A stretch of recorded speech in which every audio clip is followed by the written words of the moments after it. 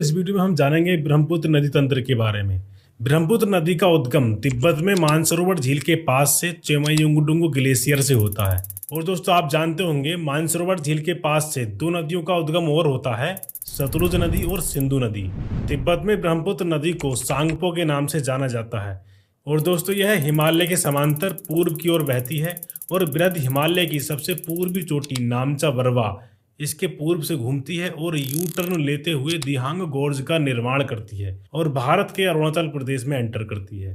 अरुणाचल प्रदेश में यह नदी दिहांग या सियांग के नाम से जानी जाती है। अरुणाचल प्रदेश के पासीघाट से यह नदी प्लेन में एंटर करती है। इसके बाद असम में इसको ब्रह्मपुत्र नदी के नाम से जाना जाता है। अरुणाचल प्रदेश और असम की सीमा पर इसकी सहायक नदी लोहित नदी इससे आकर मिलती है और इसके मिलने से ठीक पहले लोहित नदी में दिबांग नदी आकर मिलती है। यहाँ लोहित नदी पर भूपेन हजारिका सेतु बना हुआ है। इसको ढोला सदिया पुल भी कहा जाता है। यह असम और अरुणाचल प्रदेश को आपस में कनेक्ट करता है। यह ब्रिज पूरे भारत का सबसे लंबा ब्रिज है जिसकी लंबाई 9.15 किलोमीटर है। दोस्तों दिबांग और लोहित नदी के अलावा बाएं ओर से मिलने वाली इसकी प्रमुख सहायक नदियां हैं धनसिरी और कोपली। और दोस्तों दाएं ओर से मिलने वाली ब्रह्मपुत्र नदी की प्रमुख सहायक नदियां हैं सुबनसिरी, कामेंग, मानस और तीस्ता।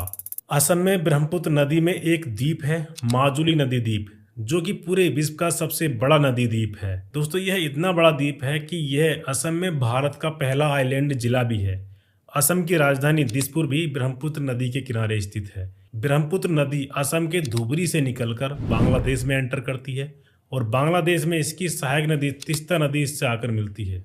दोस्तों बांग्लादेश में ब्रह्मपुत्र नदी को जमुना के नाम से जाना जाता है। बांग्लादेश में यह दो ब्रांच में डिवाइड हो जाती है। एक ब्रांच गंगा नदी से मिल जाती है।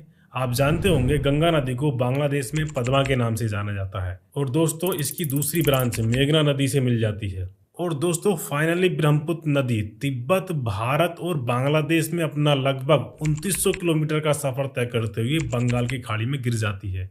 और यहाँ पर गंगा और ब्रह्मपुत्र नदी दोनों सम्मिलित रूप से मिलकर पूरे विश्व का सबसे बड़ा डेल्टा सुंदरबन डेल्टा का निर्माण करती है।